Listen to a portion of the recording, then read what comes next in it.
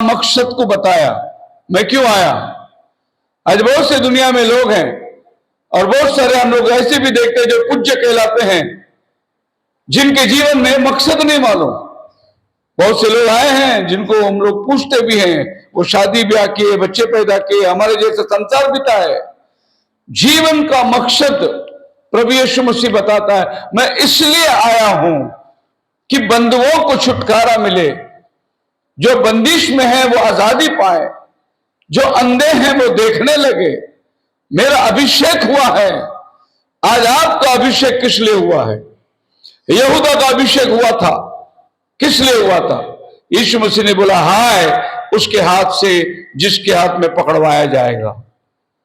प्रभु ने यहूदा को गले लगाया और कहा, मित्र, काम जल्दी करते रहो, मित्र। आखिर तक प्रभु ने उसको अपना मित्र कहा, लेकिन क्या बोला? तेरा टाइम आ गया है, अब मेरा टाइम खत्म हो रहा है। हर आदमी ये धरती में एक पर्पस के लिए आया है। आपका जीवन के एक मकसद प्रभु ने धरती में रखा है। यीशु का मकसद क्या था? उसने बाइबल खोलकर उसमें के वचन पढ़कर बताया, ये मेरा मकसद है। यशायाह की किताब उसने खोल दी। यशायाह में बाइबल पढ़ने वाले जानते हैं 66 किताब है, अध्याय है। कितना अध्याय है? 66 अध्याय है। बाइबल में कितना किताब है? 66 किताब है। पूरा बाइबल आपको यशायाह में मिलेगा। एक एक काम प्रभु यीशु मसीह का आपको यशायाह ने वर्णन करके बताया। यशायाह 9:6 में क्या लिखा है? कुंवारी गर्भवती होगी, पुत्र जनेगी, उसका नाम अद्भुत युक्ति करने वाला, पराक्रम है परमेश्वर, अनंत काल का पिता और शांति का राजकुमार रखा जाएगा। कौन है? प्रभु यीशु मसीह। यशायाह 9 में उसने बोला। अब यीशु मसीह जब मंदिर में आया तो उसको किताब दिया गया, बाइबल दिया गया पढ़ने के लिए। और बाइबल क्या कहती है? उसने वो जगह निकाली, वो जगह खोली। ऐसा बाइबल में लिखा है। उसने पूरा नहीं पढ़ा, क्योंकि पूरा करने के लिए वो टाइम नहीं था। उसने उतना ही पढ़ा जितना काम वो टाइम करने वाला था। उसने यशायाह 53 नहीं पढ़ा। यशायाह 53 में क्या लिखा है? जैसा ऊन कतरने के लिए ले जाते हैं, ऐसा प्रभु यीशु मसीह को ले जाएंगे क्रूस पर। उसके कोड़े खाने से हम चंगे हो गए। प्रभु ने वो वचन पढ़ा नहीं, जबकि उसके हाथ में वो किताब थी, लेकिन उसने नहीं पढ़ा। क्यों नहीं पढ़ा? क्योंकि वो टाइम नहीं था। उसने यशायाह 11 नहीं पढ़ा। यशायाह 11 में क्या लिखा है? यिशै के टूंट में से एक डाली निकलेगी, परमेश्वर के साथ आत्मा उसमें आके समाएगी। वो तो जिस दिन वो धरती में पैदा हुआ उस दिन वो भविष्यवाणी पूरा हो रहा है। दाऊद के गोत्र में के वो राजगद्दी में बैठने वाला है। उसने यशायाह 65 नहीं पढ़ा। यशायाह 65 में क्या लिखा है? कि शेर बकरी के साथ मेमना बनकर बैठेगा। वो 1000 साल का राज्य के बारे में बात कर रहा है। यीशु ने वो नहीं पढ़ा। यशायाह 40 1 से लेकर 3 तक में लिखा है, जंगल में पुकारने वाले का शब्द होगा। यीशु ने वो भी नहीं पढ़ा, क्योंकि वो उसका टाइम नहीं था। उसने सिर्फ उतना पढ़ा, परमेश्वर का आत्मा मुझ पर है, मेरा अभिषेक हुआ गया है कि बंधुओं को छुटकारा दूं, कोड़ियों को। और जितने चमत्कार के काम उसने किए हैं, वो सब काम का वर्णन संक्षेप में उसने कह दिया। इसीलिए मेरा अभिषेक हुआ और उसने किताब बंद कर दी। हालेलुया। उसने किताब जब बंद करी तो पूरा वचन पढ़ के बंद नहीं किया, आधा वचन पढ़ के बंद किया। अब ये वचन को अगर आपको पूरा पढ़ना है तो फिर आपको यशायाह 61 अध्याय में जाना पड़ेगा और देखना पड़ेगा कि ये पूरा वचन क्या कहता है। यशायाह 61 में, हाँ ओके, ये यहोवा का आत्मा मुझ पर है, क्योंकि यहोवा ने सुसमाचार सुनाने के लिए, हाँ जी, मेरा अभिषेक किया जी, और मुझे इसलिए भेजा है कि जी, कैदिक मन के लोगों का शांति दूं, कि बंदियों के लिए स्वतंत्र का और कैदी वर्ष का और पलटा लेने का वर्ष का प्रचार करूं। यह यशायाह में पूरा वचन है। लेकिन यीशु कितना पढ़ा? लूक की किताब 4 अध्याय का 18 में आओगे तो देखो यीशु कितना पढ़ा वचन? प्रभु का आत्मा मुझ पर है, हाँ। इसलिए कि उसने कंगालों को सुसमाचार सुनाने के लिए मेरा हाँ। अभिषेक किया है, हाँ। और मुझे इसलिए भेजा है कि बंदियों देखो। को छुटकारे का और अंधों की दृष्टि पाने का सुसमाचार का प्रचार करूं। मैं इसलिए, अब यहां पर प्रभु यीशु बोलते हैं परमेश्वर का प्रसन्न रहने का वर्ष का प्रचार करूं। उसका अगला वचन है पलटा लेने का वर्ष, लेकिन प्रभु ने पढ़ा नहीं। एक ही वचन है, प्रभु ने आधा पढ़ा, आधा छोड़ दिया। आप देख सकते हैं आपके बाइबल में क्यों आधा छोड़ दिया? क्योंकि यीशु मसीह वो टाइम पलटा लेने के लिए नहीं आया था। बोला हालेलुया। पलटा लेने के लिए वो अभी आने वाला है। वो श्वेत घोड़े पर बैठकर राजाओं का राजा बनकर ये दुनिया के ऊपर न्याय करने के लिए आने वाला है। पलटा लेने का मतलब क्या? सूड घेण्याचं वर्ष, बदला लेने का वर्ष। और यीशु मसीह जो पहली बार मंदिर में आया वो बदला लेने के लिए नहीं आया था, वो खुश खबर देने के लिए आया था। तो वो दिन में वो बदला लेने का वचन नहीं पढ़ सकता, इसलिए उसने किताब बंद कर दी। बोलो हालेलुया। अपना समय को पहचानना, यीशु अपना समय को पहचान कर वो बाइबल पढ़ता था। आज आप और हम बाइबल पढ़ेंगे आज का दिन गुजरने के लिए, आज का भविष्यवाणी क्या है देखने के लिए, हमारे जीवन की भलाई देखने के लिए नहीं। यीशु मसीह बाइबल पढ़ा, वो समय क्या था और उसका वो समय में क्या रोल था, उतना ही वो पढ़ता था। उसने बोला चेलों को अब तुम सोते रहो, पकड़वाने वाला आ रहा है, इतना बोल दिया उसने। और यहूदा उधर जाकर उनके साथ में सौदा करके पैसा लेके यीशु को पकड़ने के लिए आ रहा था, सिपाही को लेके।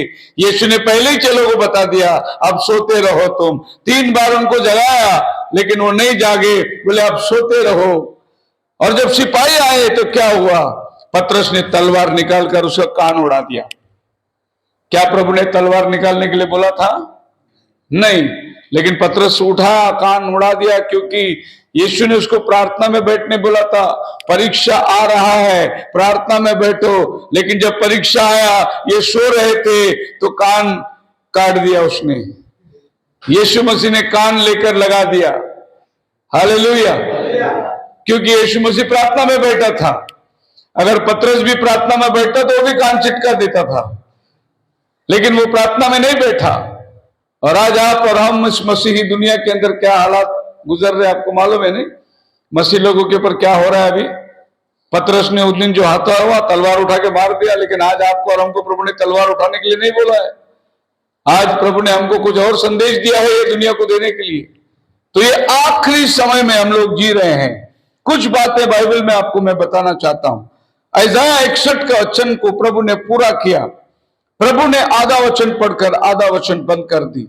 यशायाह 7 अध्याय 14 वचन में कुंवारी गर्भवती होगी, उसका नाम इम्मानुएल रखा जाएगा। इस वचन को प्रभु ने उस दिन पूरा किया जिस दिन मत्ते 1:23 पढ़ोगे, मत्ते 1:23 और यशायाह 7:14, ये दोनों को पढ़ के दोगे। हाँ, अभी वो बच्चे को बाहर ही रख के बैठना, माँ जी अभी उसको बाहर ही रख के बैठना। बार बार अंदर बाहर भागते रहेगा तो। देखो, एक कुंवारी गर्भवती होगी। देखिए, आप मुझे ये बताया गया कि 500 लोग की मीटिंग है, तो मैं संदेश भी 500 लोग के लिए लाया है। मच्छी रोटी खाने वाले के लिए संदेश नहीं लाया मैं। आपकी बात समझ में आती होगी मैं क्या बोल रहा हूँ। यीशु अच्छा था, यीशु चंगाई दिया, यीशु आशीर्वाद दिया। ये आशीर्वाद का सभा नहीं है, ये 500 लोग की सभा है। और मैं बाइबल की गहरी बातें बता रहा हूँ, और ये 500 लोग ही समझेंगे, साधारण बिलीवर लोग की बात नहीं है। इसीलिए मैं गौर से आप मेरी बातों पर ध्यान देना। आप कौन सी संस्था से, मैं कौन सा संस्था से, उसका कोई मतलब नहीं। मैं बाइबल से बात कर रहा हूं, आपके हाथ में बाइबल है। आप बाइबल में चेक करके देखो मैं बराबर बोल रहा है या नहीं बोल रहा हूं। अगर नहीं बोल रहा हूं तो मैं इधर ही बैठा हूं, आप मेरे से सवाल पूछ सकते। मैं प्रचार करके भागने वाला आदमी में से नहीं है, हर सवाल का जवाब दे के जाने वालों में से हूं। क्योंकि मैं जो प्रचार करता हूं मैं उसमें बंधा हुआ हूं। बोलो हालेलुया। और जो मैं बोलता हूं मैं बाइबल के कसौटी पे कस के बोलता हूं। सो खाली लोगों को खुश करने के लिए, ये साल तुम अमेरिका जाओगे, ये साल तुम कार लोगे, ये साल तेरे को बंगला मिलेगा, ये लोगों को खुश करने का धंधा नहीं है। अभी कुछ मिलने वाला नहीं है, याद रखना। कयामत आ रहा है, अंतिम समय आ रहा है, अभी मार पड़ने वाली है, डंडे पड़ने वाले हैं, जाने की तैयारी करना। ये सब आशीर्वाद सभा बंद करो अभी। अब सीरियस होना सीखो, क्योंकि भविष्यवाणियां पूरी हो गई है। अभी ये कठिन समय आया है। अभी भी लोग ये आशीर्वाद की सभा में लोगों को गुमराह कर रहे हैं। ये आशीर्वाद का टाइम नहीं है। वो हमारा पीएम साहब बोलते हैं अच्छे दिन आने वाले हैं। आए क्या? 14 साल हुआ, आया क्या? आने वाला भी नहीं है, क्योंकि मेरा बाइबल ही बोलता बुरे दिन आने वाले। तुम कहां से अच्छे दिन की बात करोगे? दूसरा तीमुथियुस 3 अध्याय में क्या लिखा है? पहला वचन में, अंतिम दिनों में कठिन समय आएंगे। कठिन समय का टाइम है। अभी अच्छा टाइम, चर्च में भी ये सब बोलना बंद करो। अभी अच्छा टाइम आने वाला। अभी डंडे पड़ने वाले बोलो, मारेंगे बोलो, चर्च में ताला लगाएंगे बोलो, और आपका प्रार्थना सभा भंग करेंगे वो लोग, ये बोलो। अभी ये टाइम आ चुका है। अब वो टाइम चला गया सुसमाचार का। ऐसाया 7:14 में लिखा है, कुंवारी गर्भवती होगी, पुत्र जनेगी, उसका नाम इम्मानुएल रखा जाएगा। और आप मत्ती 1:23 में आओगे, जब यीशु मसीह पैदा हुआ, यही वचन वहां पूरा हुआ। इसलिए लिखा है कि ऐसाया ने कहा हुआ वचन पूरा हो, इम्मानुएल रखा जाएगा। तो मैं आपको यह बताना चाह रहा हूं, पुराने नियम में बोला गया, नया नियम में पूरा हुआ। अगर ये सब पूरा हो रहा है तो फिर हमारे दिन के वचन को भी हमें देखना है कि वो कहां पूरा हो रहा है। एक बार ऐसाया ने कह दिया कि कुंवारी गर्भवती होगी, पुत्र जनेगी, और ये वचन सदियों से पढ़ते आ रहे हैं चर्च में।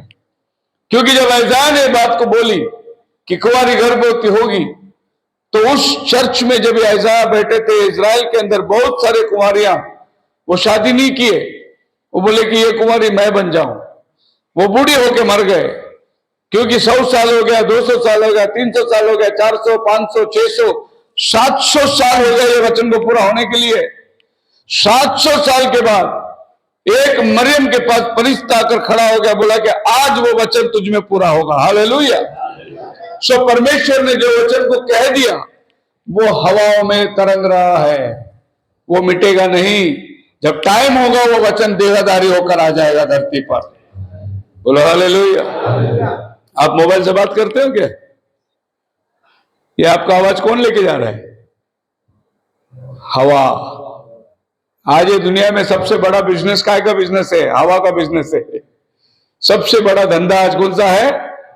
थोड़ा टाइम के लिए सोचो, आप मोबाइल घर में भूल के गए काम पे, क्या होता है तुम्हारे साथ? मन ही नहीं लगता। पूरा मोबाइल ने आपको जीत लिया है। हवा का बिजनेस, यही बाइबल बोलता है। परमेश्वर ने कहा कुंवारी गर्भवती होगी, वचन चला गया, और वो हवाओं में तरंग रही है। 100 साल, 200 साल, 300 साल, 400 साल, 500 साल, 600 साल, 700 साल के बाद एक दिन वो टाइम जब पूरा हुआ, एक मरियम प्रार्थना में थी, पवित्र थी, प्रभु को चाहने वाली थी, प्रभु का नजर उस पर गया, और अपना वचन को प्रभु लाकर मरियम के अंदर डाल दिया, और मरियम गर्भवती हो गई। हालेलुया। मरियम बोली ऐसे कैसे हो सकता? परमेश्वर तुझ पर प्रसन्न हुआ है। सो ये हवा तरंग रही है, जो भी प्रभु यीशु मसीह ने बोला। अभी अभी साइंटिस्ट लोगों को, नासा वाले को रिकॉर्डिंग मिला है, यीशु मसीह ने मत्ती 7 में जो कहा था, धन्य है, धन्य है, वो आवाज उन्होंने पकड़ा, और वो यंत्र पकड़कर वो लोग अभी सुन रहे यीशु की आवाज, जो उसने अपनी भाषा में बोला था। आप भी जो बोलते हैं, यह आवाज ही मिटता नहीं है। एक दिन यही आवाज आपको पकड़ेगा। आप बोल दिए, आप मत सोचे आवाज किधर गायब हो गया, नहीं, वो हवा में नहीं, अल्ट्रावेव बन के चलते रहता है, सदियों तक वो आपका आवाज हवा में बना रहता है। इसके लिए किसको भी गाली देने के पहले 10 बार सोचो, वो मिटता नहीं है, वो गाली चलते रहता है, चलते रहता है। एक दिन जब तुम न्याय में आके खड़े रहोगे, वो ही गाली आके तुमको पकड़ेगा। हालेलुया। क्या लिखा है यूहन्ना की किताब में? मुझे लगता है कि 3 अध्याय का 63 वचन में, क्या 64 में, हाँ, जॉन चैप्टर 6 वर्स 63 होगा शायद। देखिए, इस पर उसके चेले में से हाँ, बहुत से उल्टे फिर गए, और उसके बाद उसके साथ न चले। नहीं, 663 663। आत्मा तो जीवनदायक हाँ, है, आत्मा तो जीवनदायक है, शरीर से कुछ लाभ नहीं। शरीर से कुछ लाभ नहीं। जो बातें मैंने तुमसे कही है जो बातें मैंने तुमसे कही हैं वे आत्मा है, वो आत्मा है, जीवन भी है। हालेलुया। हालेलुया। मैं जो बात तुमसे बोल रहा हूं ये आत्मा है और जीवन है, वो यूं खत्म होने वाली बात नहीं है। और मरियम ने कहा मेरे साथ ऐसा क्यों हो सकता, मैंने कोई अनर्थ काम नहीं किया, मैंने कोई पुरुष को नहीं देखा। तब फरिश्ते ने कहा पवित्र आत्मा तुझ पर छाया करेगी। और मरियम ने क्या जवाब दिया, जैसा आपका वचन वैसा होने दो। हालेलुया। वचन देहधारी हो गया और मरियम के गर्भ में जो बच्चा था वो वचन से पैदा हुआ था। वो आपके और हमारी तरह शरीर से पैदा नहीं हुआ था, वो वचन से पैदा हुआ था। सो आदम और हवा परमेश्वर ने उनको वचन से उत्पन्न करने के लिए रखा था, लेकिन उन्होंने शरीर का माध्यम को चुना और वो जो गर्भवती हुई वो शरीर से गर्भवती हुई। अब बाइबल क्या कहता है उत्पत्ति 3:15 के अंदर, जेनेसिस चैप्टर 3 वर्स 15, और मैं तेरे और स्त्री के बीच में, मैं तेरे और स्त्री के बीच में और तेरे वंश और इसके वंश के बीच में जी बैर उत्पन्न करूंगा। हाँ। वो तेरे सिर को कुचल वो डालेगा तेरे सिर को कुचल डालेगा और तू उसकी एड़ी को डसेगा। हाँ तू उसकी एड़ी को डसेगा। अब ये गौर करो वचन में, यहां एक वायदा है, एक प्रॉमिस है। और वो प्रॉमिस क्या है, आपको यहां पर फिर से एक बार पढ़िए उसको। मैं तेरे और इस स्त्री के बीच में और तेरे वंश और इसके वंश के बीच में बैर उत्पन्न करूंगा। तेरे और स्त्री, सर्प का और स्त्री का, तेरे वंश और सर्प का वंश और स्त्री का वंश। आप बताओ स्त्री को वंश किधर होता है? वंश तो पुरुष के पास से आता है। स्त्री तो एक बर्तन है जो बीज को लेती है और वो बीज को उत्पन्न करके देती है। औरत को वंश आती है नहीं। आप मत्ती का पहला अध्याय निकालो, 1, 2, 3 वचन पढ़ो। Matthew chapter 1। आदम की संतान, दाऊद की संतान, यीशु मसीह के वंशावली। अब्राहम से इसहाक उत्पन्न हुआ, अब्राहम से इसहाक हुआ, इसहाक से याकूब, इसहाक से याकूब हुआ, याकूब से यहूदा। देखो वंशावली में स्त्री का नाम आता है नहीं आता है। फिर उत्पत्ति में क्या बोला, स्त्री का वंश आएगा। स्त्री का वंश हो ही नहीं सकता। आप और हम सब पुरुष के वंश हैं, हम लोग पुरुष के द्वारा पैदा हुए। जब हमारे माँ बाप इकट्ठे हुए तब हम पैदा हुए, पर यीशु मसीह वैसा पैदा नहीं हुआ। यीशु मसीह मरियम और यूसुफ इकट्ठा हो पैदा नहीं हुआ। पढ़िए मत्ती का पहला अध्याय का 18 वचन पढ़िए, मैथ्यू चैप्टर 1 वर्स 18। अब यीशु मसीह का जन्म हाँ। इस प्रकार से हुआ हाँ जी, कि जब उसकी माता मरियम की मंगनी हाँ। यूसुफ के साथ हो गई, हाँ। तो उनके इकट्ठे देखो होने के उनके पहले इकट्ठे होने से पहले, वह पवित्र आत्मा की ओर से गर्भवती पाई। बोलो हालेलुया। यूसुफ मरियम के पास आने से पहले पवित्र आत्मा मरियम में घुस गया। हालेलुया। इसीलिए वहां जो पैदा होता है वो स्त्री का वंश कहलाता है, क्योंकि पुरुष को वंश नहीं है। लेकिन उत्पत्ति में लिखा है स्त्री का वंश आएगा, मतलब आएगा। वो कहां से आएगा? परमेश्वर खुद एक बीज बनकर मरियम के अंदर आया और वो स्त्री का वंश बोला। और स्त्री का वंश सर्प का सर को कुचलेगा, वरना आदम का जितना वंश था सब पाप में गिर गया। आदम का वंश में एक भी धर्मी नहीं बन सका। धर्मी बनकर सर्प का सर को कुचलने के लिए स्त्री के द्वारा वंश आना चाहिए। बोला आप मेरे साथ है? सो उत्पत्ति 3:15 का वचन मत्ती 1:21 के अंदर पूरा होता है, तू गर्भवती होगी और पुत्र जनेगी। ऐसा 7:14 में पूरा होता है। ऐसा ने एक और वचन लिखा, पढ़िए 40वां अध्याय उसका 3 वचन। जंगल में पुकारने वाले का शब्द सुनाई देती है, परमेश्वर के लिए राजमार्ग तैयार करो। ओके, 700 साल पहले वचन बोला गया था। किसी की पुकार सुनाई देती है जी, जंगल में यहोवा का मार्ग सुधारो। हाँ। हमारे परमेश्वर के लिए आत्मा में एक राजमार्ग चौरस ऐसाया जो है एक महान भविष्यवक्ता है। जंगल में एक आवाज सुनाई दे रही है, उसने लिख दिया, जंगल में आवाज सुनाई दे रही है, परमेश्वर के लिए राजमार्ग तैयार करो। एक हाईवे बनाओ प्रभु के लिए कि प्रभु आने वाला है। उसने तो लिख दिया कि जंगल में कौन राजमार्ग तैयार करे। अरे रोड कहां बनती है? जहां शहर है वहां रोड बनती है, गांव है वहां रोड बनती है। जंगल में रोड बना के क्या करना है? उस समय में ऐजाया के ऊपर लोग बोले, जंगल में कौन रोड बनाएगा भाई? किसके लिए रोड बना? यहोवा के लिए रास्ता बनाओ। हालेलुया। और एक दिन जॉन आके प्रचार करने लगा, और प्रचार करने के टाइम लोग आए, जॉन को पूछे 1 अध्याय 23 वचन में, जॉन आप कौन है? आप कौन से चर्च से आए? आज पूछते हैं ना हम लोग, आप कौन से डिनोमिनेशन से आए? आपका शिक्षण कौन से बाइबल कॉलेज में हुआ है? आपका कितना पढ़ाई हुआ है?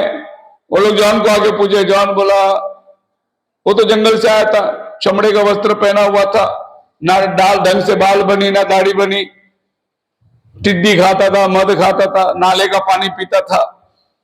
उसका और दुनिया का कोई वास्ता ही नहीं था, स्कूल को कभी गया ही नहीं था, वो पढ़ाई किया ही नहीं था। और उसको जाके लोग पूछे, आपके आईडी कार्ड बताओ। उसने कहा, जैसे जैसे यह भविष्यवक्ता ने कहा है, हाँ। मैं जंगल में एक पुकारने वाले का शब्द हूँ। आईडी कार्ड दिखाया उसने।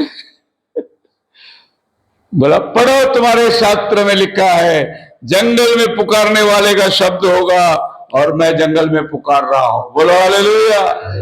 अपनी पहचान उसने बाइबल में दिखाया। उनके हाथ में ऐजाया की किताब थी। बोला, मेरा पहचान जानिए, मेरे आईडी कार्ड चाहिए, पढ़ो वचन, देखो मेरे बारे में लिखा है, जंगल में पुकारने वाले का शब्द सुनाई देगा। मतलब ये है, मेरा कहने का शीर्षक है कि आज आप अपने आप को बाइबल में बताना जरूरी है। ये मेरा वचन है, ये मेरा काम है, मैं यहां पर हूं, ये भविष्यवाणी मेरे बारे में लिखा है, ऐसा आपने आज जानना चाहिए। नहीं तो फिर आप कल इतना ही बोलते रहोगे, मैं ये चर्च का मेंबर हूं, मैं ये संस्था से हूं। आप अगर अपने आप को बाइबल में नहीं पहचानोगे तो आप प्रभु के आगमन में जाने वाले नहीं हो। आपको अपना परिचय बाइबल में देना बहुत जरूरी है। मसीह में मेरे प्रिय लोगों, प्रभु यीशु मसीह ये धरती पर 3 मर्तबा आता है।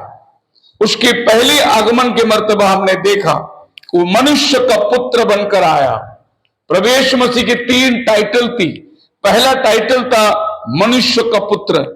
मनुष्य का पुत्र का मतलब होता है इंसान के द्वारा जो पैदा हुआ वो है भविष्यवक्ता। सो बाइबल के अंदर सभी भविष्यवक्ताओं को प्रभु ने मनुष्य का पुत्र करके बोला है। आप एजिकियल की किताब निकाल कर पढ़ लोगे, हे मनुष्य का पुत्र लिख, हे मनुष्य का पुत्र लिख।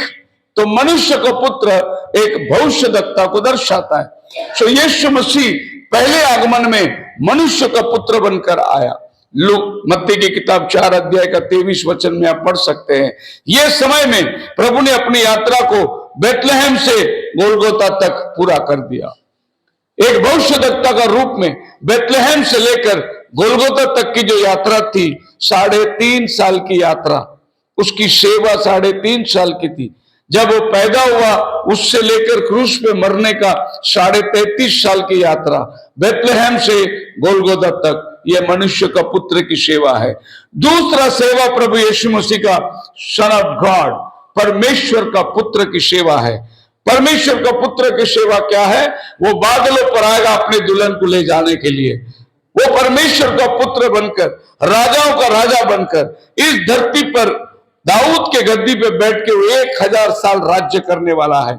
उससे पहले वो बादलों पर आएगा अपने दुल्हन को ले जाने के लिए। पहला थिस्सलुनीकियों की किताब 4 अध्याय 16 से लेकर 17 तक परमेश्वर के पुत्र का काम वो पूरा करता है। अभी वो तीसरा काम करता है, वो है दाऊद का पुत्र, सन ऑफ डेविड करके, ये उसका तीसरा आगमन है। जब वो दाऊद का पुत्र बनकर आएगा तो ये पृथ्वी का न्याय करने के लिए वो आने वाला है।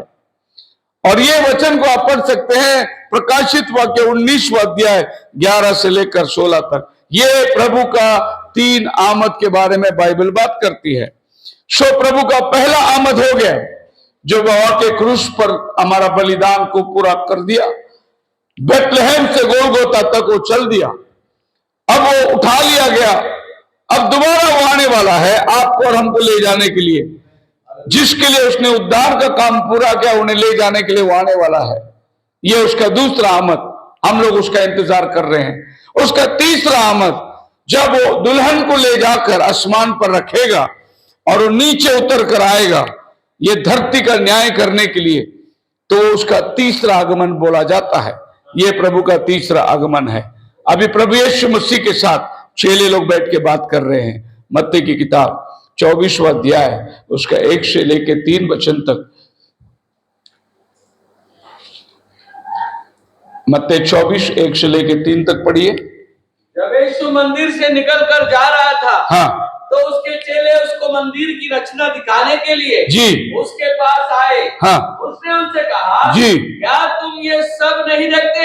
हाँ मैं तुमसे सच कहता हूँ, जी यहाँ पत्थर पर पत्थर भी ना छूटेगा जी तो ढाया ना जाएगा। हाँ और जब वो जैतून पहाड़ पर बैठा था, हाँ। तो चेलों ने अलग उसके पास आकर कहा, हमसे कहे कि ये बातें कब होगी जी और तेरे आने का और जगत के अंत का क्या चिन्ह होगा। ओके, प्रभु यीशु मसीह को लोग मंदिर दिखाने ले गए। बहुत वैभवशाली मंदिर दिखाई, बहुत बड़ी मंदिर थी। ये मंदिर को बनाने के लिए 46 साल लगा था।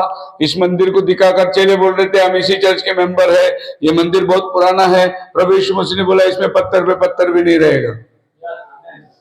चेले डर गए, इतना बड़ा मंदिर बनाने को 46 ईयर्स लगे। फिर वो यीशु मसीह के पीछे पीछे गए और पर्वत पर बैठकर उसको बोले हमें ये बता तेरा आना कब होगा, जगत का अंत कब होगा, और ये जो बातें आपने बोला पत्थर पे पत्थर नहीं की, ये कब होगा। 3 सवाल पूछा उन्होंने उसको। अब ये 3 सवाल का जवाब उसने बहुत संक्षेप में दिया। 1 से लेके आप अगर 3 से लेके नीचे पढ़ोगे तो बोला जाते लड़ाई कराएगी, लड़ाई का भूकंप का तुम आवाज सुनोगे, है नहीं, प्रकृति का डिस्टर्बेंस, ये सब बोलते बोलते जब वो 15 वचन में आता है तब वो क्या कहता है, इसलिए जब तुम उस उजड़ने वाली घृणित वस्तु की जिनकी चर्चा दानियल भविष्यवक्ता के द्वारा हुई थी, यहाँ पर वो दानियल भविष्यवक्ता का नाम ले रहा है। जब उसका पहला आगमन का टाइम था तो उसने आइजाया का नाम लिया था। अभी उसके दूसरे आगमन की बात आई तो वो दानियल का नाम ले रहा है, अभी वो आइजाया का नाम नहीं ले रहा है। अभी वो कहता है कि दानियल भविष्यवक्ता ने जो कहा था, जब वो बातें तुम अपने आंखों के सामने देखो कि पवित्र स्थान में अमंगल वस्तु आकर खड़ी रहेगी, तब अपना हाथ ऊपर उठाओ, वही टाइम होगा मेरा दूसरा आगमन का। बोलो हालेलुया। सो प्रभु यीशु मसीह ने दानियल भविष्यवक्ता का नाम लिया। इसका मतलब अभी प्रभु यीशु मसीह भी कोई स्कूल में नहीं गया था, वो कोई पढ़ाई नहीं किया, और वो पंडित लोगों के साथ में 12 साल की उम्र में वार्तालाप कर रहा था, सवाल जवाब पूछ रहा था। पंडित लोग, मंदिर के शास्त्री परुषी लोग बोले इसको इतना ज्ञान कहां से आ गया, हम तो इतने पढ़ लिख के आए हैं और ये हमसे सवाल पूछ रहा है, जवाब देने के लिए हमारे पास जवाब नहीं है। यीशु मसीह को पढ़ने की जरूरत नहीं थी, यीशु मसीह खुद वचन था वो पढ़ के आए थे। यीशु मसीह जो वचन था वो खुद ही बोल रहा है, उसको बाय हार्ट करने की जरूरत नहीं, पाठ करने की जरूरत नहीं, पढ़ने की जरूरत, वो वचन देहधारी होकर आया। हालेलुया। तो यीशु ने बोला, दानियल भविष्यवक्ता ने जो बोला था वो घटनाओं को जब तुम पृथ्वी में देखोगे वो मेरा दूसरा आमद का टाइम होगा। अब सोचे प्रभु बहुत आने में देर कर रहा है, नहीं, उसका टाइम परफेक्ट है। जब उसने इजरायलियों को कहा, अब्राहम के पास में वायदा किया था 400 साल के बाद मैं तुम्हें छुड़ाऊंगा, ठीक 400 साल में मोसेस को भेज दिया उसने। मोसेस आके खड़ा हो गया, बोला फारो को छोड़ मेरे लोगों को। बोले कौन है? इब्राहिम का परमेश्वर ने मुझे भेजा है, क्योंकि प्रभु ने छुड़ाने का वादा इब्राहिम को किया था। जब प्रभु ने मलाकी में कहा कि आखिरी भविष्यवक्ता आएगा, 400 साल गैप, 400 साल कोई भविष्यवक्ता नहीं, अचानक यूहान आके खड़ा हो गया, परमेश्वर के लिए राजमार्ग तैयार करो। 400 साल के बाद, मलाकी के बाद कोई प्रॉफिट नहीं था, जॉन द बैप्टिस्ट आके खड़ा हो गया, आखिरी चिन्ह यहूदियों को। टाइम में परमेश्वर परफेक्ट है। देरी कर रहा है करके मत सोचो, अगर देरी कर रहे तो आप और हम कर रहे देरी, वो नहीं देरी कर रहा है, उसका काम बराबर चलता जा रहा है। बोलो हालेलुया। अब हम जाएंगे, जब उसने दानियल की बात करी तो हम दानियल के पास जाएंगे। अब दानियल के पास जाने के लिए मुझे आपको कुछ बातें बताना जरूरी है। प्रभु ने बोला मंदिर पर पत्थर नहीं रहेगा, तो ये मंदिर को बनाया किसने? सबसे पहले सुलेमान राजा ने मंदिर को बनाया था। और ये मंदिर ईसा के 800 साल पहले प्रभु ने मंदिर को खड़ा किया। यह मंदिर जो कि आने वाले समयों के अंदर जो प्रभु यीशु मसीह उस मंदिर में खड़ा है, इस मंदिर का नाम था हेरोद का मंदिर। हेरोद ने अपना नाम लगा दिया था, लेकिन वो हेरोद का मंदिर नहीं था, वो सुलेमान का मंदिर था। हेरोद राज्य में आया, सत्ता में आया, तो आपको मालूम है जो भी राजा सत्ता में आते थे वो चल के अपना नाम लगा देते थे, और हेरोद ने अपना नाम लगा के इसको हेरोद का मंदिर कहा गया। यीशु मसीह ने जब बोला ये मंदिर गिर जाएगा, पत्थर पे पत्थर नहीं रहेगा, वो यीशु के जाने के बाद 70 सदी के अंदर रोम साम्राज्य ने आकर इस मंदिर को गिरा दिया। ठीक 70 साल में। गौर से सुनिए, प्रभु यीशु मसीह मत्ती 24 में कहता है, अंजीर का पेड़ जब पकेगा फल देगा, समझना ये पीढ़ी उसे देखेगी। 40 साल की एक पीढ़ी होती है। यीशु मसीह ने ये बात जब बोला था 30 सदी में बोला था। 30 सदी को 40 जोड़ लो, 70 सदी में एक पीढ़ी के अंदर प्रभु ने मंदिर को गिरा दिया। बोलो हालेलुया। टाइम आगे जाने नहीं दिया उसने बोला उधर एक पीढ़ी उसको देखेगी, मतलब आज से 40 साल में ये पत्थर पे पत्थर भी नहीं रहेगा। प्रभु ने 40 साल नहीं बोला, पीढ़ी बोला। पीढ़ी 40 से लेकर 70 तक एक पीढ़ी माना जाता है, और 70 साल में मंदिर उद्ध्वस्त हो गया। अब ये मंदिर कुछ भी नहीं रहा वहां पर। सुलेमान के टाइम पे ये मंदिर सोने से मंडवाया था, लेकिन प्रभु उस मंदिर में नहीं था। ऐसा प्रेरितों के काम 7 अध्याय का 47 वचन में लिखा है, हाथ के बनाए हुए मंदिर में परम पवित्र ईश्वर कभी वास नहीं करता। तो सोना लूटने के लिए टाइटस आया था। उसके बाद एक मुस्लिम राजा आया और उसने जेरूशलेम को पूरा सफाया करके गया। ईसा के 600 साल के बाद एक पत्थर पे पत्थर भी नहीं रखा, और उस मंदिर की जगह उसने ये गुम्बद बनाया जो आज है वहां पर। और ये 600 साल के अंदर ये गुम्बद उसने तैयार किया। उमायत नाम था उसका, और ये मस्जिद का नाम अल अस्सा मॉक्स करके उसने रख दिया। अब ये मंदिर को इजराइल ने खो दिया, और इजराइल ऑलरेडी 600 साल पहले गुलामी में चले गए थे नबूकदनेस्सर द्वारा। उसके बाद इजराइल वापस अपना सत्ता को पाया नहीं। यीशु मसीह जब भी पैदा हुआ तो रोम साम्राज्य राज्य करता था, इजराइल वहां गुलामी में थे, लेकिन इजराइल का थोड़ा बहुत समान अधिकार था वहां पर। इसीलिए शास्त्री परूसी लोग जो है राजा के साथ में संपर्क करते थे, लेकिन सत्ता जो था वो रोम के हाथ में था। 1920 में यानी हमारे सदी में ये जो ऐसा था उसको ऐसा बनाया, उसको मरम्मत करे, टाइल्स लगाया, उसको सोने का रूप दिया। 1948 के अंदर प्रभु ने इजराइल को देश दिया। ध्यान से सुनिए, मंदिर गिरने के बाद पैसा प्रभु कैसे उनको लौटाता है, कैसे उनको बनाता है। 1948 में पहला युद्ध हुआ था जो आजादी का युद्ध बोला जाता है। इस आजादी के युद्ध में वो लोग देश पा लिए, बहुत खुश हो गए इजराइल, क्योंकि 2500 साल उनका झंडा नहीं था, वो अन्य जातियों का झंडा लगते चला गया।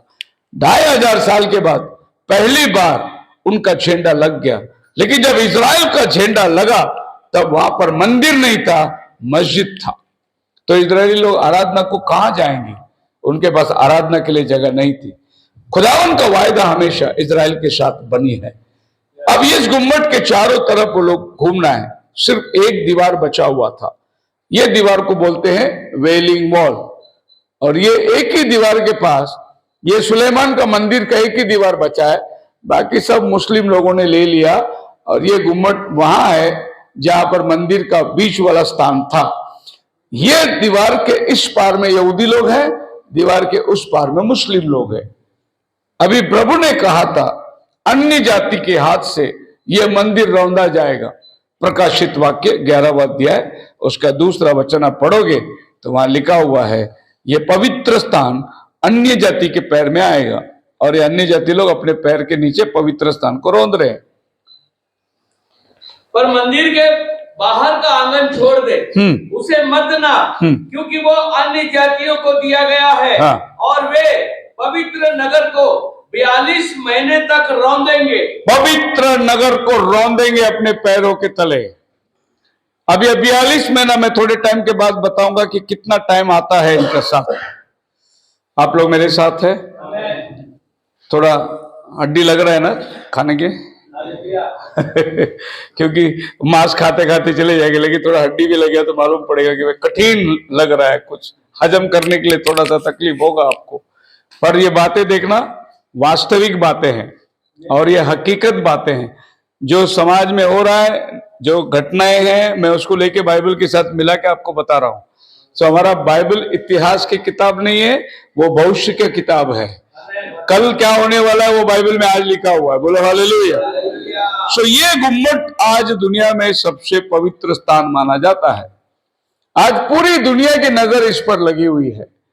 यहाँ यहूदी लोग हैं, ये मुस्लिम का मस्जिद है और ये राजा ने बनाया हुआ गुम्मट, जिसके नीचे अब्राहम ने अपने बेटे को रख के बलिदान करने के लिए जो वेदी बनाई थी, वो वेदी का पत्थर उसके नीचे है। लेकिन मुस्लिम क्या बोलता है, वो अब्राहम तो हमारा भी बाप है, इस्माइल का भी बाप वही था ना, इसहाक का बाप यहूदी है, और यीशु मसीह पर विश्वास करने से हम भी अब्राहम के बच्चे बन गए।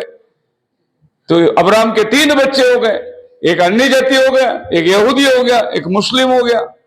अब मुस्लिम को अब्राहम का नाम भी पूरा नहीं मिला, क्योंकि इस्माइल जब पैदा हुआ तभी उसका नाम था अब्राहम, नहीं इब्राहिम। हिंदी में, इंग्लिश में अब्राहम है, लेकिन इंग्लिश में बाइबल में उसके पहले अब्राम, अब्राम, हाम नहीं राम, ये नाम था जब इस्माइल पैदा हुआ। इसहाक पैदा होने के पहले प्रभु अब्राम का नाम को बदलता है, इब्राहिम, इंग्लिश में एब्राहम। हैम का मतलब रोटी, अब्राहम। साराई का नाम सारा, हेच रखता है प्रभु, और हेच जो है वो इब्रानी भाषा के अंदर बहुत महत्व काम करती है।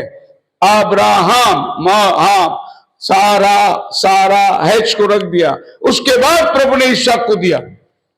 मैं ये इसलिए बता रहा हूं, जो मुसलमान बोलता अब्राहम हमारा बाप है, उनको अब्राहम का नाम भी नहीं मिला, सरनेम भी नहीं मिला उनको, खाली पीली दावा कर रहे हो। अभी हम लोग मॉल में जाओगे ना तो उधर लिखा है 1 साबुन पे 1 साबुन फ्री, है कि नहीं? वैसा 1 इसहाक पे 1 इस्माइल फ्री उस वंशावली में है नहीं वो, और प्रभु बाइबल में प्रभु ने उसका वंशावली भी नहीं दिया है। एनीहाउ वो बोलता है लेकिन अब्राहम हमारा बाप है, क्योंकि वो लौंडी का बेटा है वो। एक बार हम लोग बॉम्बे में थे, अंधेरी में, मुस्लिम लोगों के साथ डिबेट करने के लिए मुझे बुलाया था, और मेरे सामने 7-8 मौलाना लोग बैठे थे और मैं अकेला बाइबल लेके बैठा हूं। मेरी डिबेट जिसने लगाया था वो एक पास्टर था उल्लासनगर का, और हम लोग उधर डिबेट कर रहे थे। तो मेरा आवाज थोड़ा सा कड़क आवाज है, मैंने पहले ही बोला, हम लोग मस्जिद में बैठे, मेरा आवाज बड़ा है, तो बाद में बोलने का नहीं, झगड़ा कर रहा है करके, मैं कड़क आवाज से बात करता हूं। तो मेरे साथ में जो पास्टर था वो डर गया बेचारा, वो बोला पास्टर जी थोड़ा आवाज कम करके बात करो ना। बोलो अपन उनके इलाके में बैठे, मैं बोला चुप रहे, वो नौकरानी के बच्चे हो, हम सारा के बच्चे हैं, हमारा आवाज हमेशा ऊपर ही रहना चाहिए। बोला हालेलुया। सो मसीह में मेरे प्रिय लोगों, ये है वो गुम्मट को हटाने के बाद अगर आप देखोगे तो ये वो पत्थर है जिस पर अब्राहम ने वेदी बनाई थी। अच्छा, यहां से अब्राहम प्रभु से प्रसन्न पाया था, लेकिन इस्लाम क्या कहता है, हमारा पैगंबर इसी पत्थर पर बैठकर स्वर्ग गया था और उसको कुरान मिला। तो इसको टिपोलॉजिकली करके आप बाइबल में ले सकते हैं। ये लोग ये जगह को क्यों हड़प के बैठे हैं, इनका कहना है कि हमारा पैगंबर यहां से स्वर्ग में गया था। वो जो बड़ी रात मनाते हैं कि पूरा रात वो लोग घूमते, खाते खाते घूमते रहते, वो लोग सोते नहीं, वो रात को उनका पैगंबर स्वर्ग में गया था। एक्चुअली बाइबल के अंदर जो पैगंबर लोग थे वो स्वर्ग में उठा लिए गए थे, उनका नकल बनाया गया था और वहां पर उसको कुरान मिल गया। कोई बात नहीं, उनका विश्वास उनके साथ है, लेकिन बाइबल क्या कहती है, ये जगह किसको मिलना चाहिए? अब ये अल-अक्सा का मौत और ये सारा माहौल जेरूसलेम के अंदर, ये सब जेरूसलेम को मिल गया इजरायलियों को, लेकिन ये इजरायलियों को मिला नहीं। फिर इसके लिए उन्होंने एक युद्ध लड़ा 68-67 के अंदर, 67 में एक युद्ध लड़ा, 6 दिन का वॉर। और इस समय में 5 अरब देश इजराइल पर हमला कर रहा और इजराइल 5 देश को हरा दिया। बोलो हालेलुया। अभी आपको मालूम है इजराइल के ऊपर कितना हमला किया, सबको इजराइल ने घर में घुस घुस के मारा।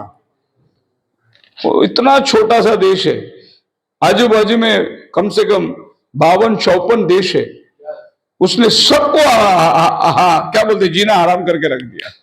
उसके साथ कोई लड़ नहीं सकता। क्यों पता है? क्योंकि खुदावन उसके साथ है। अच्छा, ईरान का कमांडर को पूछा गया, भाई तुम इतना मिसाइल फेंक रहे हो, तुम्हारा मिसाइल किधर जाता है, क्यों समुद्र में जाके गिरता है? तो ईरान का कमांडर ने क्या जवाब दिया मालूम है? हम लोग मिसाइल बरोबर फेंक रहे हैं, उनका खुदा हमारे मिसाइल को समुद्र में फेंकता है।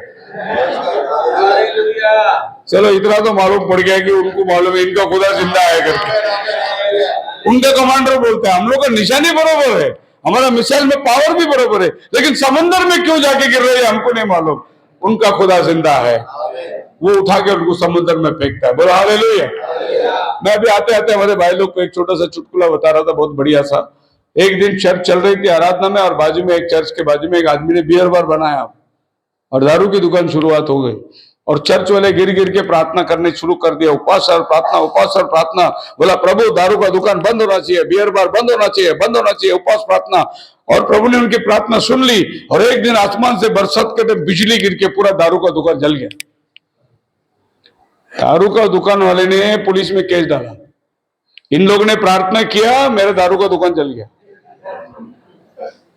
और पुलिस चर्च में आया, और पुलिस चर्च में आके पूरा तुम लोग प्रार्थना किया उसके लिए? बोलता नहीं हम लोग ने नहीं प्रार्थना की। अभी स्टोरी में क्या समझ में आ रहा है आपको? दारू का दुकान वाले को विश्वास है इनका प्रार्थना के ऊपर, लेकिन चर्च वाले को विश्वास नहीं अपने खुद के प्रार्थना के ऊपर। हम लोग ने नहीं क्या बोलते हैं। हालेलुया। सो यहूदी लोग आज के तारीख में ये दीवार के पास आके ये लोग इधर दुआ करते हैं, इनको अंदर जाने की अनुमति नहीं थी। और अभी आपको यकीन हो ना हो, प्रभु यीशु मसीह ने जो कहा मत्ती के अंदर, जब तुम ये घटनाओं को देखोगे तब मेरा आना हो जाएगा। अब सारा दुनिया की नजर जो है यरूशलेम के ऊपर है। अभी टाइम हो चुका है यरूशलेम का आने का, प्रभु यीशु मसीह का आने का, और यीशु आने के पहले ये मंदिर बनना जरूरी है, क्योंकि ये तीसरा मंदिर होगा। पहला मंदिर जो सुलेमान ने बनाया था वो मंदिर गिरा दिया गया यीशु के 500 साल पहले। नबूकदनेस्सर आकर इजराइल पर चढ़ाई करी, और ये सुलेमान का मंदिर था। उसके बाद नेहमाया के टाइम पे ये मंदिर और शहर जेरुब्बाबेल ने बनाया था, और ये मंदिर को गिरा दिया गया। साइरस उस टाइम पे आकर लूट के चला गया, और तीसरा मंदिर हेरोद का मंदिर बन गया। ये ईसा के 20 साल पहले हेरोद का मंदिर बना था। सो यीशु मसीह आने के टाइम पे वो मंदिर 20-25 साल पुराना मंदिर था, नाम बदल गया था, सुलेमान के मंदिर की जगह हेरोद का मंदिर बन गया था। तो ये मंदिर को पहला बार गिराया, दूसरा बार गिराया, अब तीसरी बार ये मंदिर फिर से बनने वाला है। क्यों? क्योंकि प्रभु यीशु मसीह आने का टाइम ये मंदिर धरती में रहना चाहिए। प्रभु यीशु मसीह इजराइल में जाने के पहले उनका मंदिर तैयार होना चाहिए। बोलो हालेलुया। यही हमको प्रकाशित वाक्य में लिखा हुआ है। और फिर अब जकरिया के अंदर 14 अध्याय में जाएंगे तो प्रभु जैतून पर्वत पर पैर रखता है, जमीन दुभाग हो जाता है। सो प्रभु जैतून पर्वत पर पैर रख के उतरने वाला है। प्रभु यीशु मसीह का आने का सब परिचित हो गया है। सो जैतून पर्वत पर पैर क्यों रख के उतरेगा? ध्यान सुनिए, वो स्वर्ग में गया कहां से? जैतून पर्वत से गया, इसीलिए उतरेगा भी जैतून पर्वत पे उतरेगा। बोलो हालेलुया। देखो हमारा परमेश्वर वास्तविक का परमेश्वर है। वो हवा से वायु पुत्र ने पैदा हुआ, वो माँ के गर्भ में आके पैदा हुआ। जैसा पापी इंसान को छुड़ाना है तो वही रास्ता को उसने अपनाया, वैसे वो जैतून पर्वत में चेलों को लेकर जाकर उनके देखते देखते ऊपर गया, और 2 फरिश्तों ने आके क्या किया? यही यीशु जैसे तुम्हारे बीच में से जा रहा है वैसे ही आएगा। तो किधर आएगा? वचन में लिखा है ज़करिया 14 में, वो जैतून पर अपना पैर रखने वाला है। जमीन दुबार हो जाएगा। यरूशलेम का जो गोल्डन टेम्पल है, सोने का मंदिर है, दीवार, गेट, वो गेट की तरफ में सब जमीन दुबाग हो जाएगा। और आपको मालूम है, वो सोने का गेट जिसको गोल्डन गेट बोलते हैं, बंद करने के लिए सुलेमान 500 साल के बाद एक राजा आया था। उसने उधर ईंट करके बंद करके, ईंट का पत्थर बांध के, आज यरूशलेम में वो दीवार बंद है। उसने बोला यहूदियों को, तुम मुझे राजा मानो? यहूदी बोले हमारे एक ही राजा है, वो हमारा मसीहा है, हम किसको भी राजा नहीं मानेंगे। वो कितना भी मार खाए ब्रदर, 2500 साल मार खाए, लेकिन वो मसीहा छोड़ के किसी को राजा बोलेंगे ही नहीं। वो हिटलर ने उनको दबा दबा के मारा, गैस चेंबर में डाल डाल के मारा, लेकिन वो अपना ईमान को छोड़ेंगे ही नहीं। वो एक ही यहोवा को मानने वाले परमेश्वर का। हालेलुया। अब हम लोग देखने जाएंगे, आखिरी जो बातें मैं आपके सामने रखता हूं वो है प्रकाशित वाक्य 10 अध्याय। अब प्रभु जमीन पे आने वाला है, उसका 1 से लेकर 6 वचन तक पढ़ेंगे। फिर मैंने एक और शक्तिशाली स्वर्गदूत को हाँ, बादल ओढ़े हुए स्वर्ग से उतरते देखा, और उसके सिर पर मेघधनुष था, और उसका मुंह सूर्य के समान, हाँ, और उसके पांव आग के खंभे के समान थे, हाँ, और उसके हाथ में एक छोटी सी खुली हुई पुस्तक थी। हाँ, उसने अपना दाहिना पांव समुद्र पर, हाँ, और बायां पृथ्वी पर रखा, जी, और ऐसे बड़े शब्द से चिल्लाया। अभी 10वां अध्याय प्रकाशित वाक्य के अंदर एक प्रधान दूत आसमान से जमीन पर उतरता है। एक पैर जमीन पर, एक पैर समुंदर में रखकर एक खुली किताब को लेके कहता है, और जॉन को कहता है, आ ये किताब खा, तेरे मुंह में मीठा, तेरे पेट में कड़वा करेगी। और ये मेघधनुष को अपने साथ लेके आया है, आसमान से जमीन में उतर कर आया। अब इसको पहचानना है हमें कि ये 10वां अध्याय में कहां आता है। अभी आप और हम कहां बैठे हुए हैं? 11वां अध्याय में क्या होता है? पढ़िए 11वां अध्याय 2 वचन। जब वो पढ़ेंगे तो आपको मालूम पड़ेगा 10वां अध्याय में क्या होता है। और मंदिर के बाहर का आंगन छोड़ दे, उसे मत नाप। हाँ बराबर है, क्योंकि वह अन्य जातियों को दिया गया है। हाँ, और वे पवित्र नगर को 42 महीने तक ढूंढेंगे। ओके, अन्य जाति अलग हो गया। अभी अगला वचन क्या बोलता है? और मैं अपने 2 गवाहों को, मैं अपने 2 गवाहों को भेजूंगा, ठाट ओढ़े हुए 1260 दिन तक भविष्यवाणी करे। ये 2 नबी के बारे में लिखा है। अभी ये 2 नबी किधर आता है? इजराइल में आता है। तो दूसरे वचन में किसका टाइम खत्म हुआ? अन्य जाति का टाइम। 11वां अध्याय में 2 नबी आ रहे हैं। 2 नबी किसके लिए आ रहे हैं? इजराइल के लिए आ रहे हैं, आपके और हमारे लिए नहीं आ रहे। क्योंकि आपके हमको यीशु का आवाज आ गया जो नबियों का नबी था, लेकिन अभी तक यीशु को इजराइल लोगों ने माना नहीं। इसीलिए मूसा और एलिया का आना जरूरी है। वो आकर इजराइलियों को बताएगा मसीह कौन है। अच्छा, एलिया और मूसा, आज हमारे मसीह दुनिया में ऐसा मानते हैं कि 2 जन बाइबल में मरे नहीं, एक था हनोक और दूसरा था एलिया। सो कहना है कि जो मरे नहीं वही मरने को वापस आने वाले हैं। लेकिन अगर आप बाइबल को अच्छी तरीके से पढ़ोगे तो हानोक की कोई सेवा नहीं थी बाइबल में, लेकिन एलिया की सेवा थी। एलिया क्यों जिंदा गया? क्योंकि एलिया को बार बार ये पृथ्वी में आना है। अगर आपके पास पेन और पेंसिल है तो आप लिख के लीजिए। पहला राजा 17वां अध्याय में पहली बार एलिया आता है। पहला राजा 17वां अध्याय पहली बार एलिया आता है, तिशबी का एलिया कहलाते हैं। दूसरी बार एलिया किधर आता है? दूसरा राजा दूसरा अध्याय में दूसरी बार एलीशा के अंदर एलिया की आत्मा आती है। दूसरा राजा दूसरा अध्याय, ओके, 2 बार एलिया की आत्मा आ गई। तीसरी बार एलिया की आत्मा किधर आती है? लूक का पहला अध्याय उसका 17 वचन, यूहन्ना बपतिस्मा देने वाले के अंदर एलिया की आत्मा आती है। 3 बार एलिया आया धरती पर। चौथी बार एलिया किधर आता है? मलाकी का 4 अध्याय 5 वचन के अंदर, इससे पहले कि मैं दुनिया को नाश करूं एलिया आएगा। चौथी बार मलाकी 4-5 के अंदर एलिया आता है। 5वीं बार एलिया किधर आता है? प्रकटीकरण 11वां अध्याय में एलिया और मूसा दोनों आता है। 5 बार एलिया धरती पे आता है। इसीलिए एलिया को जिंदा जाना पड़ा। क्यों जिंदा जाना पड़ा? क्योंकि उसको बार बार धरती पे आना है। लेकिन हेनोक की कोई सेवा बाइबल में नहीं है, खाली वो प्रभु के साथ साथ चलता था और वो लोप हो गया। हेनोक जो है उठा लिए दुल्हन, जो अन्य जाति जाने वाला है जिंदा रैप्चर में। बाइबल यीशु मसीह आने के टाइम क्या कहती है? जो मसीह में मरे हैं वो जी उठेंगे और हम जो जीवित हैं बचे रहेंगे बादलों पर उठा लिए जाएंगे। मतलब हम मरण को देखने वाले नहीं हैं। ये पीढ़ी मरने वाला पीढ़ी नहीं है। आप सुन रहे हो मेरे वचन को? ये आश्वासन ले लो आप, हम मरने वाले पीढ़ियों में नहीं है, हम जीते जी जाने वाले पीढ़ी में है। हालेलुया। मरने का इंतजार दुनिया कर रही है, हम रैप्चर का इंतजार कर रहे हैं। हम उठा लिए जाने का भाग्य होने वाले हैं। सो ये दो घटना, और एलिया और मूसा आ रहा है। 5 बार एलिया, 4 बार एलिया अकेला आया, 5वां बार मूसा को साथ में लेके आ रहा है। क्यों 5वां बार मूसा को साथ में लेके आ रहा है? क्योंकि यहूदी लोग मूसा की सुनेंगे, वो इनकी नहीं मानेंगे। इसीलिए मूसा को आना है और मूसा को आकर उनके आंखें खोलना है। तो मूसा के क्या आंखें खोलेगा? मूसा के बोलेगा, जंगल में जो लकड़ी पर सांप लटकाया था, जो तुम्हारे लिए श्रापित हुआ, वो ही प्रभु यीशु मसीह जो काट पर लटकाया गया, वही तुम्हारा मसीह है। एक बार मूसा बोल दिया, इजरायली पागल है मूसा के पीछे। एक ही दिन में पूरा राष्ट्र विश्वास करेगा। दूसरा, जब मोसेस मंदिर में से प्रभु से बात करके इनके पास आता था, उसके चेहरे से किरणें निकलती थी। तो यहूदी लोगों ने बोला, तेरे चेहरे में पर्दा डाल। और जब प्रभु मूसा अंदर जाता, पर्दा निकाल के बात करता, जब वो बाहर आता तो पर्दा डाल के बात करता था। आप पढ़े होंगे वचन। हालेलुया।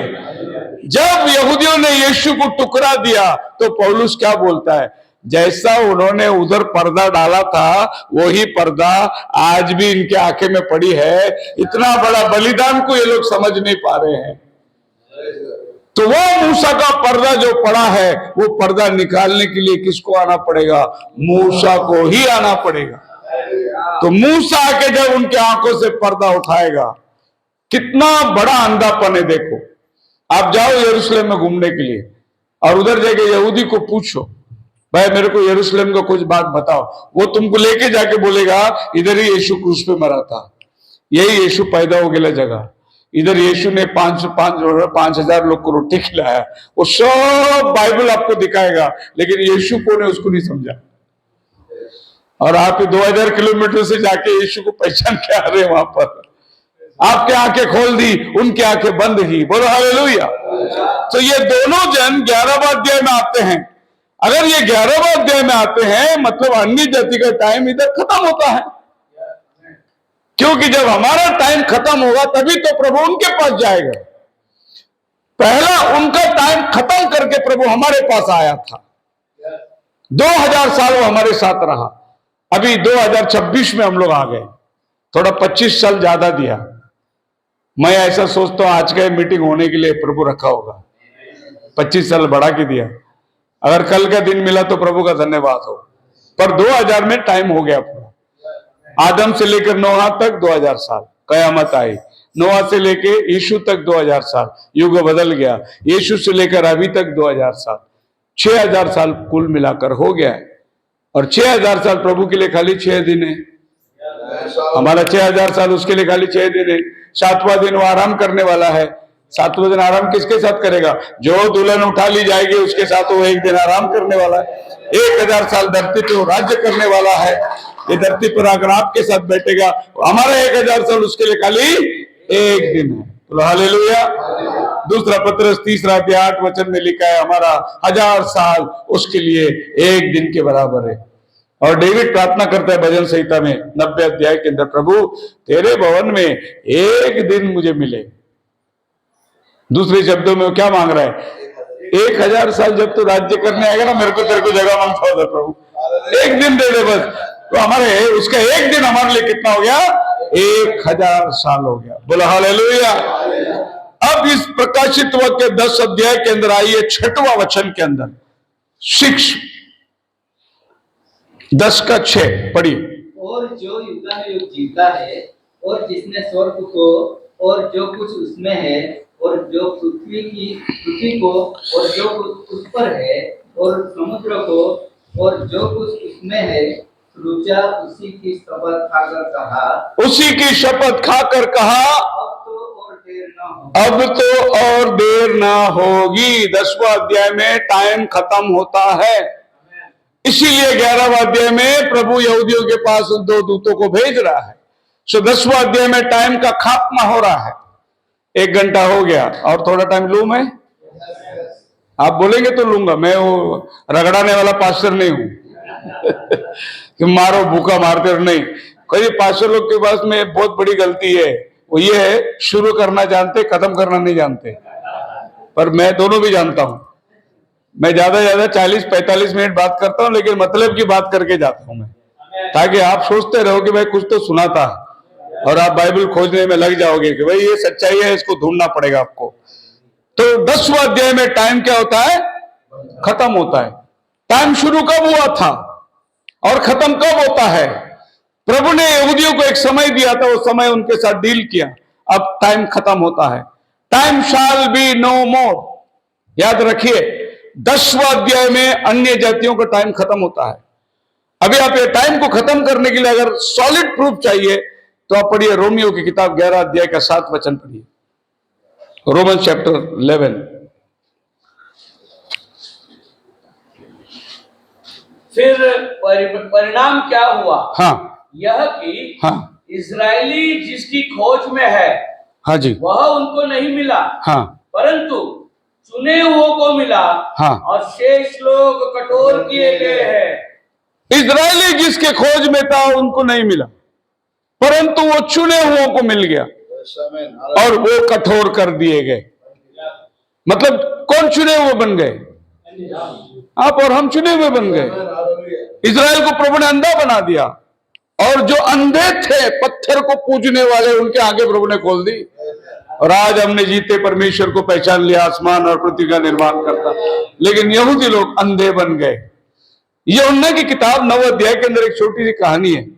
एक अंधा आदमी को प्रभु आंखें देता है, और वो अंधा आदमी को पकड़ के लोग फरीसियों के पास लेके जाते, बोले यीशु ने इसको आंखें दिया। फरीसी पूछते कैसा दिया उसने तेरे को आंखें? वो फरीसियों को बोलता है, अरे उसने मेरे आंखें में मिट्टी बोला, जाके धो के आ। मैं धो के आ गया, बस दिखने लगा। बोले तेरे को, तू क्या मानता है उसको? वो बोले अरे मैं क्या मानू उसको, मेरे को सिर्फ इतना मालूम है कल अंधा था, आज देख रहा हूं मैं। और तुम इतना पादरी साहब लोग इतना साल प्रचार करते हो, खाली बोलते थे अंधे को आके मिलेगा मिलेगा, अभी तक मिला नहीं। उसने मेरे को आके दे दिया। नहीं तो उसको मानता क्या है? अब जो भी मानता है, तुम इतना पूछते क्यों? तुमको भी चेला बनने गए क्या उसका? वो बोले हमने तू ही बन उसका चेला, हम तो मूसा के चेले हैं। हालेलुया। फिर भी उनको विश्वास नहीं हो रहा है। फिर बोले इसका माँ बाप कौन है, उसको बुलाओ। फिर माँ बाप को बुलाया गया। माँ बाप से पूछा तुम्हारा बेटा है? बोले बेटा तो हमारा है। फिर इसको दिखाई क्यों देता है आज? माँ बाप ने बोला उससे पूछो, वो शाना है। क्यों माँ बाप क्यों नहीं बोले? क्योंकि यहूदी लोग ये बात तय कर चुके थे, अगर वो बोलेंगे कि यीशु ने इसको आके दिया, उनको मंदिर से निकाल देंगे। उधर लिखा है वचन में। ये बातें उसके माता पिता ने इसलिए कही, हाँ, क्योंकि वे यहूदियों से डरते थे, क्योंकि यहूदी एक मत हो चुके थे कि यदि कोई कहे हाँ, कि वो मसीह है तो आराधनालय से निकाला जाए। अपनी भाषा में बोलेंगे चर्च से निकाला जाए। इसीलिए तो लोग ये मीटिंग छोड़े दूसरी मीटिंग में जाते नहीं। डर लगता है कि नहीं? पास्टर को मालूम पड़ेगा तो निकाल देंगे। यही तो डर उनको भी था। जो चमत्कार उनके सामने हुआ है, अंधा जन्म लिया, बेटा हुआ, देख रहा है, लेकिन उनको सच्चाई बोलने से घबरा रहे। और आज हमारे मसीह लोग इसी दर्द में बंद है। अभी लोग बोलते मेरा चर्च का है, वो उसका चर्च का है, वो उसका चर्च का है। चर्च किसी का बाप का नहीं है। चर्च प्रभु यीशु मसीह का है। यीशु मसीह ने बोला मैं अपने कलीसिया बांधता हूं। आज लोग कैसे बोलते हैं मेरा चर्च है, तेरा चर्च? चर्च यीशु का चर्च है। यीशु ने अपने शरीर को चर्च करके नाम दिया है। चर्च का मतलब है बुलाए हुए लोग। मेरे को कभी कभी लोग पूछते आप कैसे क्रिश्चियन हो? दारू नहीं पीते? अरे दारू पीगा तो ही क्रिश्चियन है क्या? हाँ, ऐसा डिसोजा और फर्नांडिस ने करके रखा है। सुअर का मटन खाएगा, दारू पीगा तो वही क्रिश्चियन है करके लोग ने ऐसा नाम रख के रखा है। तो मेरे को पूछते आप क्रिश्चियन है? बोलते नहीं मैं क्रिश्चियन नहीं हूं। फिर क्रिश्चियन कौन है? मैं बोला वो डिसोजा फर्नांडिस जो प्रसाद भी खाता है, प्रभु भोज भी खाता है, वो है क्रिश्चियन। तुम कौन हो? मैं इस पथ पर चलने वाला हूं। पौलुस ने जाके दमस्कस में लोगों को मारने को गया, चिट्ठी लिया गवर्नर से। क्या चिट्ठी लिया? इस पथ पे चलने वाले को मारने जा रहा हूं मैं कौन हूं? इस पथ पे चलने वाला हूं। क्रिश्चियन नाम तो एंटियोक शहर में लोगों ने बोला था, ये क्रिश्चियन लोग हैं, ये मसीही लोग हैं, क्योंकि ये मसीह के साथ चलते थे। लेकिन मेरा नाम क्या है? इस पथ पर चलने वाले। तुमको अपना चर्च पहचानना है, अपना ग्रुप पहचानना है, पढ़िए प्रेरितों के 9 अध्याय 2 वचन पढ़ो।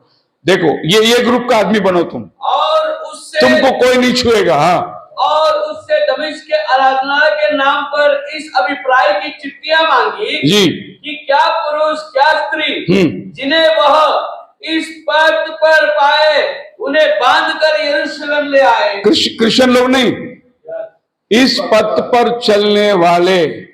आज क्यों तुम क्रिश्चियन बोलोगे? गूगल में डाल के देखो दुनिया में कितना डिनोमिनेशन है। 45,000 डिनोमिनेशन है। कौन सा चर्च को तुम सच्चा बोलोगे? मेरे पास एक ही रास्ता है सच्चा बोलने के लिए। बाइबल दो, बाइबल दो, बाइबल दो, पूरा बाइबल दो। हाँ, यही सच्चा मसीह, बस। इसके अलावा सच्चा मसीह आपको किधर नहीं मिलेगा। आप मेरे साथ हैं? क्योंकि तुम रोमन कैथोलिक में जाएगा, वो बचपन में बपतिस्मा दे दिया छिड़क। तुम मेथोडिस्ट में जाओगे, वो छिड़क के बपतिस्मा दे दिया। कोई 3 बार आगे डुबा दिया, पिता के नाम से, पुत्र के नाम से, पवित्र आत्मा के नाम से।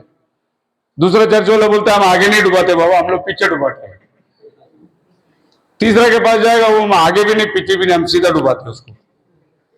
चौथा के पास जाएगा, हम पानी नहीं छुपाते, कटोरों में कहानी लेके काम चला लेते हैं, हमको नदी में जाने की जरूरत ही नहीं है। किसको मानोगे तुम? एक ही चीज को मान सकते, बाइबल। छोड़ो सबको, पकड़ो बाइबल हाथ में। ये चर्च जो है ना, इस पथ पर चलने वाला है, उसको पकड़ो।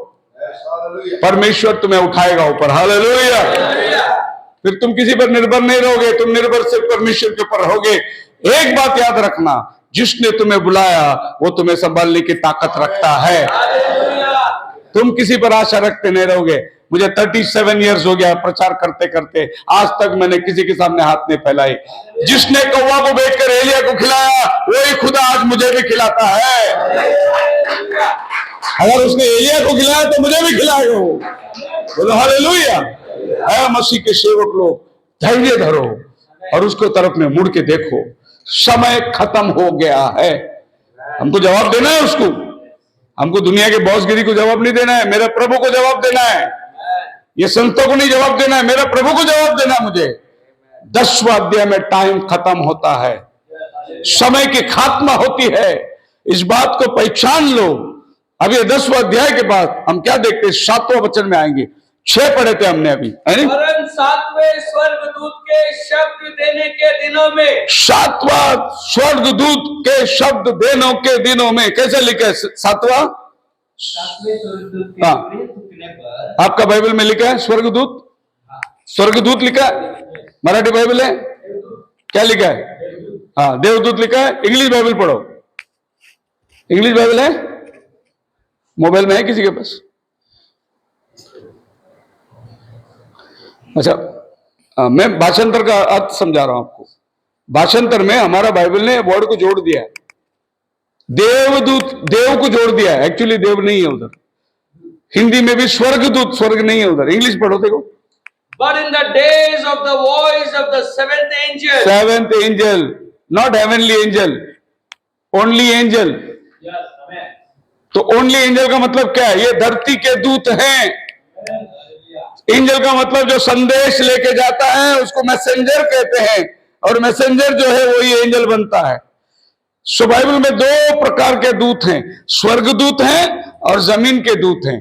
जो जब खुदावन किसी को भेजता है संदेश लेकर, उसको भी बाइबल एंजल बोलती है। और फिर आप उसको गौर से पढ़ोगे, 7वां दूत, in the days of the voice. और बाइबल में देखो 2 बार लिखा है 7वां दूत। पढ़िए प्रकटीकरण 11वां अध्याय उसके 14 वचन 15 वचन पढ़िए। आप पास्टर लोग है करके मैं आपसे ये बात कर रहा हूं। हाँ, देखो तीसरी विपत्ति शीघ्र आने वाली है। जब 7वें दूत ने तुरही फूकी तो स्वर्ग में इस विषय हाँ, ये 7वां दूत जो तुरही फूक रहा है ना, ये स्वर्ग में फूक रहा है, क्योंकि आवाज स्वर्ग में आ रही है। लेकिन 10वां अध्याय में जो तुरही फूक रहा है ना, वो स्वर्ग में नहीं फूक रहा है, वो जमीन में फूक रहा है। बोलो हालेलुया। तुरही फूकने का मतलब क्या? संदेश दे रहा है। तुरही का मतलब संदेश। आपको बात समझ में? अभी मैं आपसे बात कर रहा हूं, मैं तुरही फूक रहा हूं आपके लिए। पहला कुरिन्थियों 14 में पौल कहता है, अगर तुरही का शब्द साफ ना हो तो लड़ाई के लिए कौन तैयार होगा? तुरही का शब्द साफ होना चाहिए। अक्सर युद्ध के अंदर हम लोग जब कैंपस में थे, क्या बोलते हैं, एनसी, मिलिट्री का ट्रेनिंग में, तो वहां पर आवाज होती थी, अभी युद्ध शुरू करना है तो आवाज आएगी मतलब युद्ध तैयार, भागो जल्दी। शाम जब ढलती आएगी, युद्ध खत्म करना है, मतलब युद्ध खत्म करना है। उसके अंदर ध्वनि है। अगर सुर नहीं देंगे तो गाएगा कौन? है नहीं? तो संदेश जो है आपके पास वचन को लेके आता है। तो जब 7वां दूत संदेश पुकता है तो ये धरती के 7 कलीसिया के 7 दूत है। ये धरती के 7 कलीसिया, ये 2000 साल में प्रभु ने इनको भेजकर ये 7 कलीसिया को अपना संदेश पहुंचाया। अभी आप पढ़िए प्रकटीकरण 1:20 के अंदर क्या लिखा है बाइबल। 1:20। उन 7 तारों का भेद, हाँ, जिन्हें तूने मेरे दाहिने हाथ में देखा था, और उन 7 सोने की दीवटों का भेद। हाँ, वे 7 तारे, वो 7 तारे 7 कलीसियाओं के स्वर्गदूत हैं। और देखो क्या क्या लिखा है? स्वर्गदूत हैं। अरे यार, क्या बोलने का हिंदी वाले को? कलीसिया को दूत होता है क्या? कोई एंजल को चर्च था क्या? क्या गैब्रियल को चर्च था क्या? माइकल को चर्च था क्या? किसको चर्च था? 7 कलीसिया के दूत हैं, स्वर्ग दूत है करके नहीं, दूत हैं, याद रखना। तो ये 7 कलीसिया, प्रकटीकरण, ये 7 दीवट क्या है प्रभु? ये 7 कलीसिया है। ये 7 तारे क्या है प्रभु? ये 7 कलीसिया को भेजे हुए दूत है। ये एक एक दूत अपने अपने समय में आके अपना तुरही फूंक दिया है लोग, और उस समय के चर्च ने उनके संदेश को पहचाना। और आज हम जो बैठे हैं ये 7वां कलीसिया में बैठे हैं, आखिरी कलीसिया है ये धरती पर। ये 7 कलीसिया को संदेश लिखने की जो खत है वो ये प्रकाशित वाक्य की किताब है। प्रकाशित वाक्य की किताब वो उत्पत्ति के दिनों में या नूह के दिनों में या और कलीसिया काल के दिनों के लोगों के लिए नहीं लिखा है। वो लिखने के टाइम ऐसा बोल के लिखा गया, जो बातें शीघ्र होने वाली है लिख, मतलब आने वाले भविष्य की किताब है। याद रखना, जब ये किताब लिखी गई तो ये किताब अकेला था। और उसका 1:3 में पढ़िए, प्रकाशित वाक्य 1:3। धन्य है वो, धन्य है वो जो इस भविष्यवाणी के वचन को पढ़ता है। इस भविष्यवाणी के वचन को पढ़ता है, मत्ते मार्क लूक जॉन नहीं, इस भविष्यवाणी के वचन को जो पढ़ता है वो धन्य है। बोलो हालेलुया। और यही किताब चर्चों में खोली नहीं जाती। ये किताब के ऊपर कोई बात नहीं करता। ये किताब प्रभु ने खास करके इस आखिरी दिनों के युग में, प्रभु ने अंतिम दिनों में जो दुल्हन है अपने आप को तैयार कैसे करेगी, क्या क्या हादसाएं होगी, इस किताब में लिखा है। 16वां अध्याय के अंदर 3 हाय हाय हाय हाय, ये 3 हाय 3 वर्ल्ड वॉर को दर्शाता है। पहला वर्ल्ड वॉर 1914 में, दूसरा वर्ल्ड वॉर 1944, अब तीसरा वर्ल्ड वॉर के लिए हम लोग बैठे हैं, तीसरा हाई के लिए बैठे हैं। एक एक घटना जो आज हमारे सामने हो रही है सब इस किताब में आपको मिलेगा। इसलिए बाइबल बोलता है धन्य है वो जो इस किताब को पढ़ता है। हालेलुया। जब 7वां दूत ने तुरही फूका, सब गुप्त मनोरथ बात खुल जाएगी, उसके बाद मिस्ट्री नहीं रहेगा। अभी आप देखिए प्रकटीकरण 10वां अध्याय का 1 से लेके 6 तक प्रधान दूत है जो बादल ओढ़े हुए मेघ धनुष को लेकर 1 पांव जमीन में 1 पांव समुद्र में लेके खड़ा है। वो प्रभु यीशु मसीह है। अब वो प्रधान दूत कैसे माना गया? बाकी सब स्वर्ग दूत है, यीशु मसीह प्रधान दूत है। हम सब याजक लोग हैं, यीशु मसीह महायाजक है। दुनिया में सब प्रभु लोग हैं, हमारा प्रभु प्रभुओं का प्रभु है।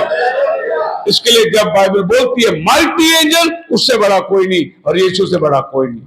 सारा आकाश और धरती का अधिकार यीशु को दिया गया है। बोला हालेलुया। एक पांव जमीन में धरती में रख के शपथ खाता है आसमान की, आसमान और जमीन की शपथ खाता है। आसमान और जमीन का शपथ किसने खाया? नूह को जब जहाज से बाहर निकाला यहोवा ने शपथ खाया। आसमान जमीन की शपथ खाकर अब मैं पानी से नहीं मिटाऊंगा, तेरे और मेरे बीच में ये मेघधनुष गवाह बनेगी। हालेलुया। प्रभु ने एक टोकन दिया, वही टोकन को ये प्रकटीकरण 10 वाला लेके नीचे आता है और धनुष रखता है। कहने का मतलब सुनो, मैं वही खुदा हूं जो नूह के साथ में वाचा बांधा था। वाचा का चिन्ह मेघ धनुष को लेकर मैं धरती पे आ गया हूं। उसके हाथ में खुली किताब है, जा उस किताब को ले। अब 3 घटना यहां पर होती है। एक से लेकर 6 तक प्रधान दूत, 7वां अध्याय धरती में 7वां दूत, और 8वां वचन से 11 वचन तक पढ़ोगे तो बाइबल बोलता है, जा यूहन्ना वो किताब लेके खा, तेरे मुंह में मीठा लगेगी और तेरे पेट में कड़वा लगेगा। तुझे जाकर बहुत सी जातियों को भविष्यवाणी करना है। हालेलुया। तो 3 सेवा यहां पर है।